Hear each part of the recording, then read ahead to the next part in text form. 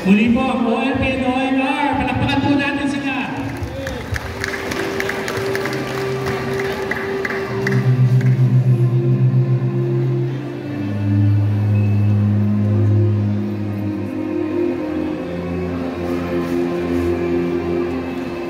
Ang aparisyon na ito ay binubuo ng isang masayang pagkikita ng dalawang santo at isang 17 taong gulang na pastol na si Manuel Benedicta Redcorel. Si Benedicta Redcorel ay pinanganak noong Setyembre 16, 1647 sa maliit na bayan ng Saint Etienne de Abancon sa timog ng Alps. Ang kanyang mga magulang ay namuhay ng Vicente mula sa mga gawa ng kanilang mga kamay.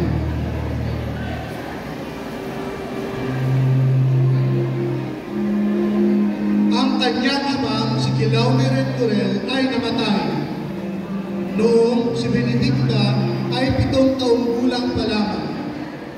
Para sa balo at sa kanyang mga anak na babae, ang kanyang kamatayan ay humantong sa material na kahirapan.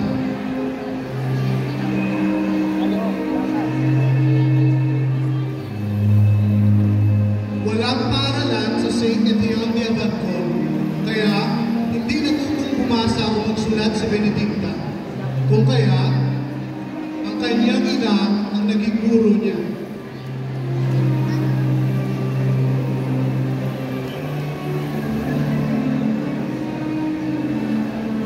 Tinuruan siyang magdasal at magrosaryo.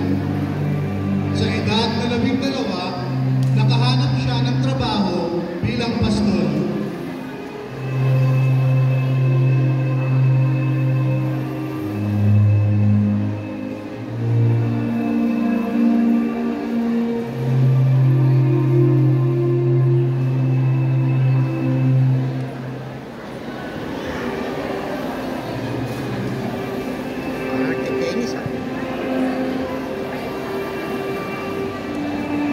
Naganap ang pagkikita ng unang santo sa isang maliit na bayan ng Saint Etienne de Abancon sa France sa paanan ng Alps.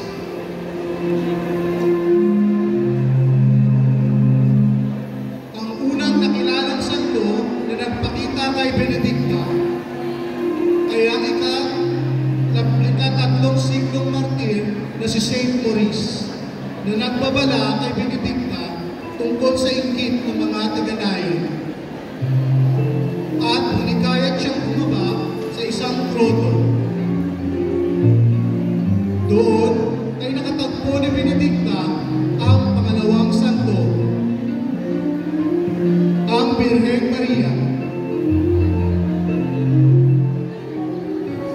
na nagpakita na hawak ang kanyang sanggol na anak. Hindi alam ni Benedicta kung sino ito, kung kaya tinanong niya ito.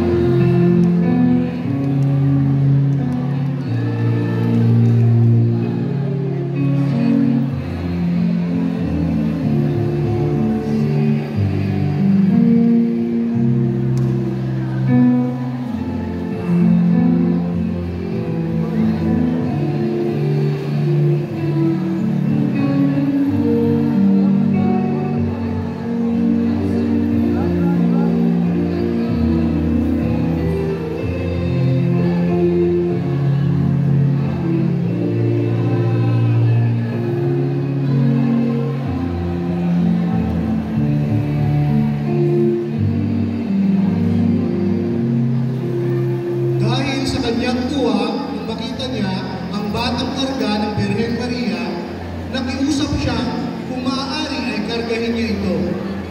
Maaliwalas na may ngiti ang tugon ng mahal na Birhen sa kanya.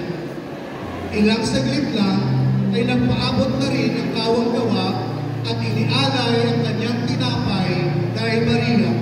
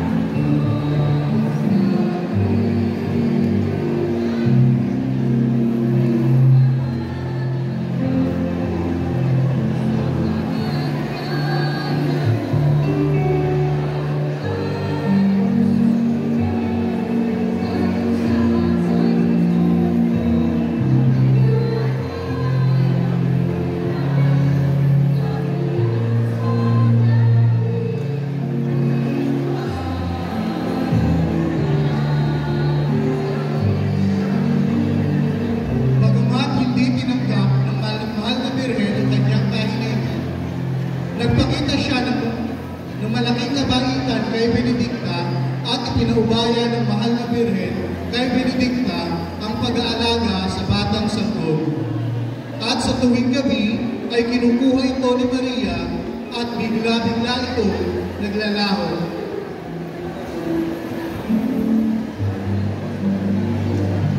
Nagpapakita sa kanya araw-araw ang mahal na Birhen sa loob ng ilang buwan. Ito ay kanyang naikwento sa mga taong kanyang nakikita sa lugar na iyon.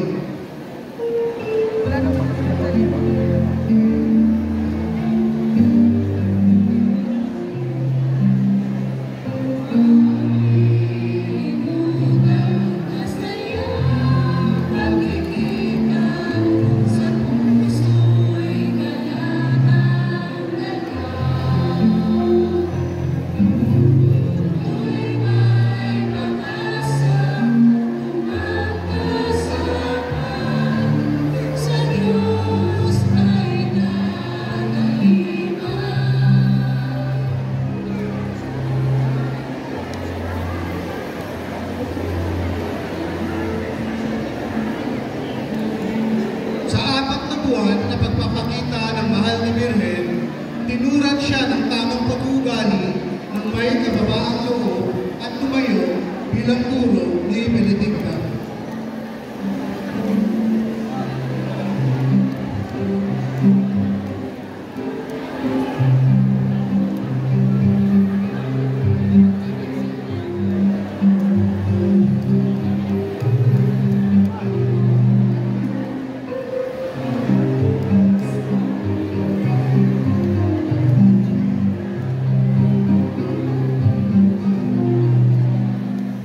Dahil sa mga balita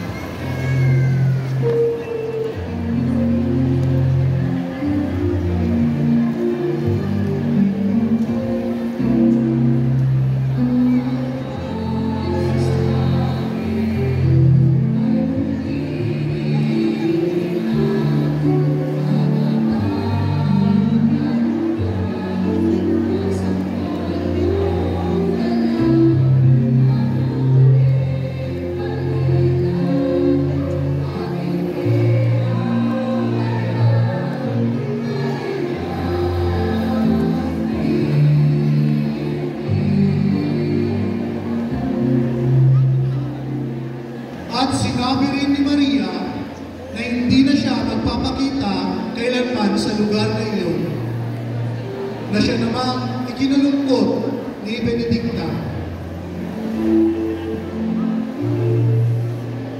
Bago pa man matapos ang buwan ng Setyembre, ay naramdaman niyang nasa paligid lang ang mahal na Birhen.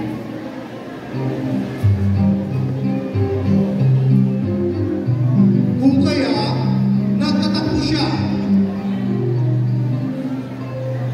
at sumakay sa isang tupa upang tawirin ang isang sapa. Inakyat ang burol at sa itaas, doon ay nakita niya si Maria.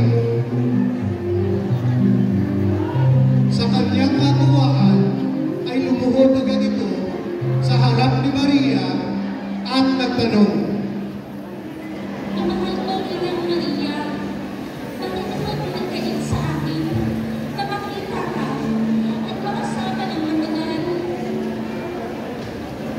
Itinuro ni Maria kay Benedicta sa kalapit na lambak ng Laos kung saan matatagpuan niya ang isang lumang kapilya na nakatuon sa Notre Dame de Bon Rencontre na nasa masamang kalagayan.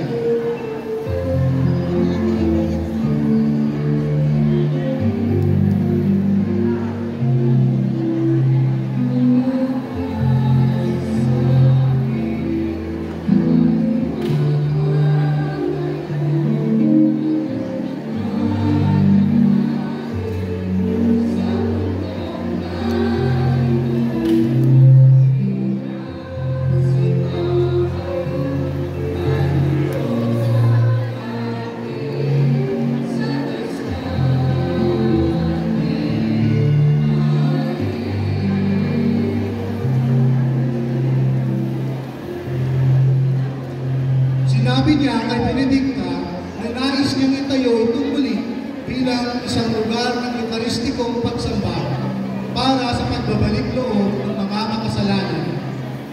Tinugo nilang dalawa ang lugar kung nasaan naroon ang luma at napabayaang kapilya. Nag-alangan si Benedicta kung papaano niya magagawa ang kagustuhan ni Maria na may tayong muli ang kapilya. Sinabi ni Maria,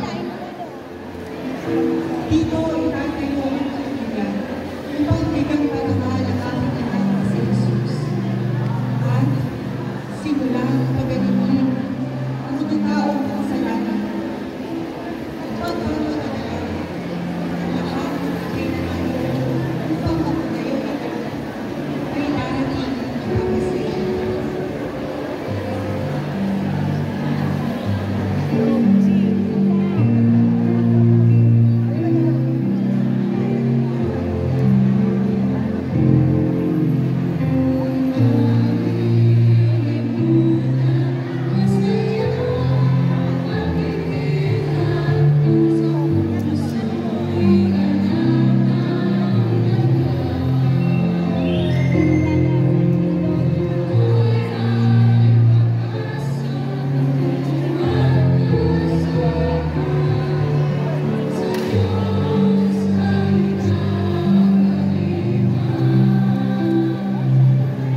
lumipas sa ilang araw ay sinulan ni Benedicta na magdasal tuwing gabi pagkatapos ng pagpapastol sa umaga para sa pagpapagaling ng mga makasalanan.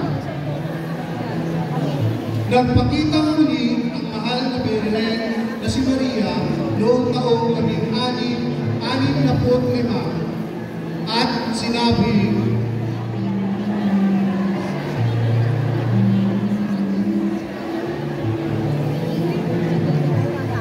Itigil mo na ang iyong pagpapastol at ipagpatuloy na lamang ang deposyon sa kanyang misyon. higit pa rito, nais din ng mahal na Birhen na magtayo ng isang bahay kung saan ang mga kaparian ay maaaring manirahan at maglingkod sa mga makasalanan naghahanap ng pagpapagaling at pakikipagkasundo muli sa Diyos. Ang pagpapagaling na iyon ay sa inyo ng espiritual na pagpapagaling. Unti-unting dumami ang taong dumarating sa itinayong kapilya. Daan-daan hanggang umabot ng libo ang taong dumarating. Gayon din ang mga himalang pisikal na pagpapagaling ang nasaksihan sa loob ng kapilya. Nagpatuloy ang mahal na Birhen sa pagpapakita sa kapilya hanggang 17-18. Si Benedicta, na sa edad na 12, ay binigyang atensyon ni Maria. Gayunpaman, ang pagsunod sa misyong iniatag sa kanya ay ang paglago ng kanyang espiritualidad at kamatayan.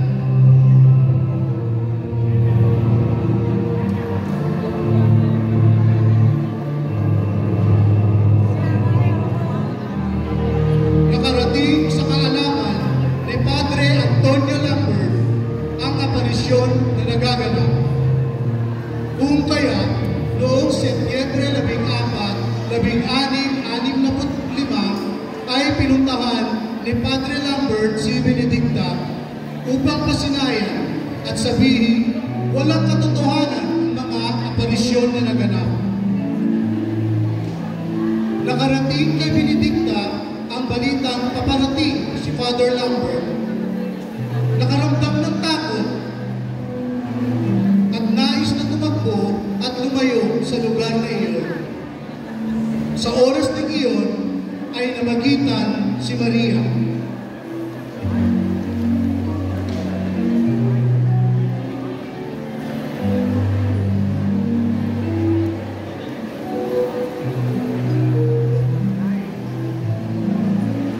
Hindi ka dapat umuwi sa kanila. Dapat kang manatili dahil dapat bigyan mo hustisya ang mga taong simbahan. Sabihin mo sa Vicar General na siya ay may kapangyarihan na pagbabain mula sa langit ang Diyos. Ngunit wala sa kanyang kapangyarihan na pigilin bawat isip ng inyong tao.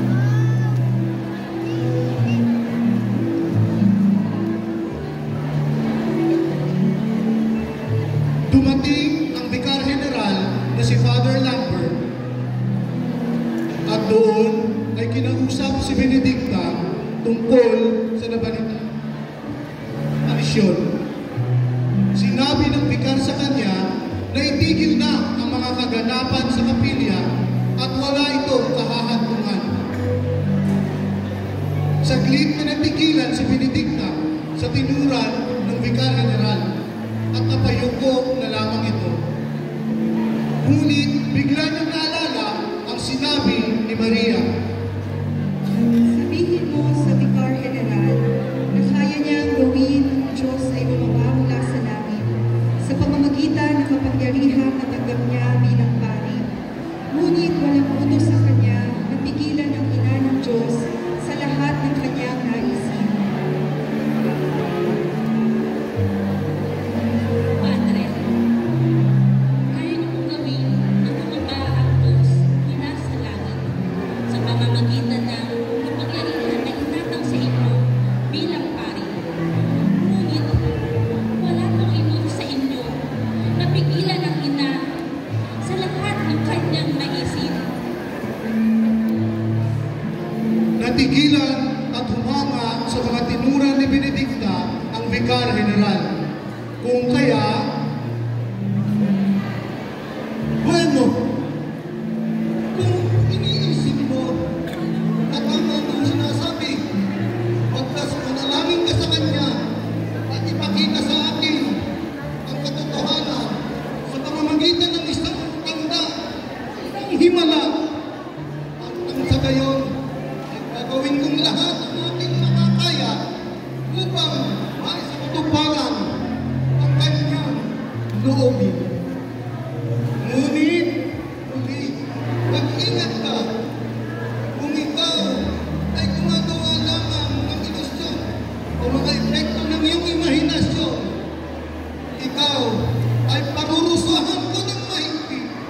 upang hindi ka na magpaglintang sa kanila.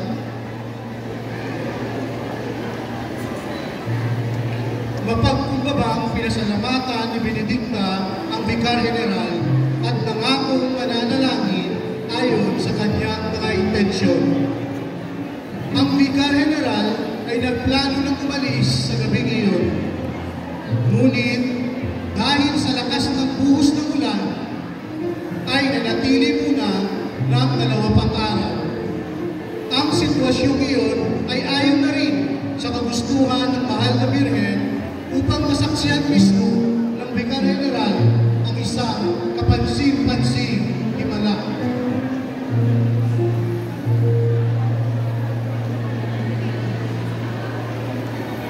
Isang kilalang babae sa lugar na nagngangalang Catherine Vial ang nagdurusa sa nakalipas na 6 na taon mula sa pagpurok ng mga ugat sa kanyang mga biktim. Parehong nakatiklop at tila nakagapos ang kanyang mga paa. Ang kanyang kaso ay dineklara ng walang lunas ng 2 kilalang manggagamot. Pagdating sa Laos, kasama ang kanyang ina upang magnobena, nakalulungkot siyang tingnan. Nakayuko buong araw sa pagdarasal sa kapilya. Bandang ating gabi, sa huling araw ng pagnanobena ni Benedicta,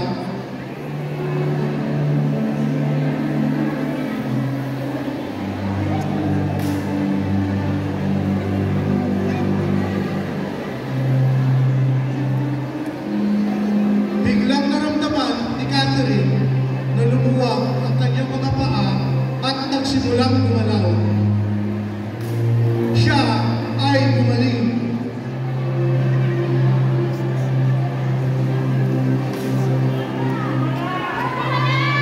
Kinaumagahan ay pumasok si Catherine Vial sa kapilya na naglalakad patungo sa altar habang nagmimisa ang Vicar General. Ang kanyang presensya ay nagdulot ng matinding kaguluhan habang ang mga tao ay bumubulalas.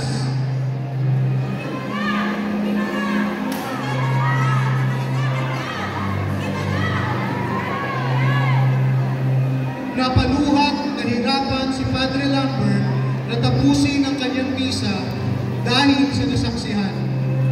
Naalala niya ang nilalaman ng sulat ni Padre Gillard sa kanya na saksi sa lahat ng nangyaring himala sa kapilya. At ipinahayag ng Vicar General, may nangyayaring kakaiba sa kapilyang ito. Oo, ang kamay ng Diyos ay narito. At pagkatapos ng karagdagang pagtatanong, ay nagtapos sa pamamagitan ng pagpapahintulot sa pagpapatayo ng bago at mas malaking simbahan ayon sa hiniling ng mahal na Birhen.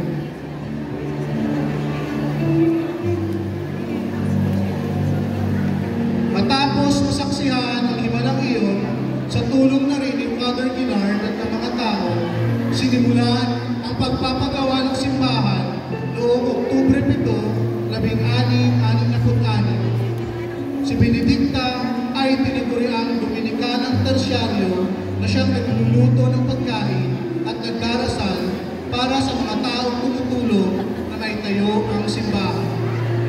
Tumagal ng 4 na taon ang pagpapatayo ng simbahan na natapos noong 1670 na pinangalanang Our Lady of Laos na kinilalang kanlungan ng mga makasalanan. Nagpatuloy ang mahal na Birhen sa pagpapakita sa simbahan hanggang 17-18. Si Benedicta ay diniklara na venerable o kagalang-galang noong taong 20 ni Pope Benedict XVI, 1 taon lamang matapos ang opisyal na pag-apruba ng mga aparisyon. Napag-alaman mula sa maligayang pagpupulong ng ilang mga santo kung gaano kalaki ang atensyong ibinibigay ng Diyos sa isang maliit, malayong nayon upang magdala ng pagbabago at kabanalan sa kanyang mga minamahal na anak.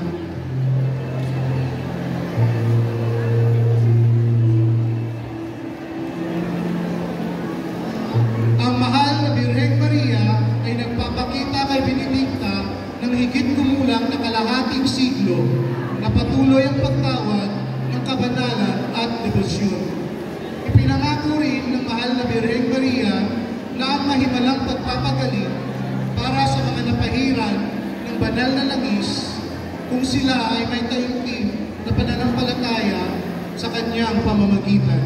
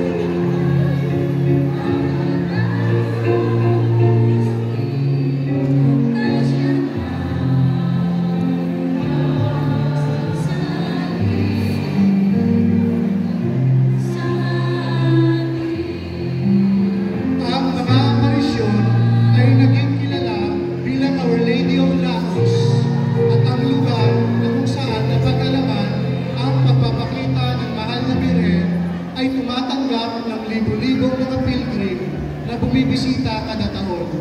Noong ika-4 ng Mayo, 2008, opisyal na kinilala ni Bishop Jean-Michel de Falco ng Diocese of Gap ang mga aparisyon ng Birheng Maria ay Benedicta Rencorel sa Sanctuary ng Laos sa lugar ng Hautes Alpes, France at iniklarang venerable taong 20 siya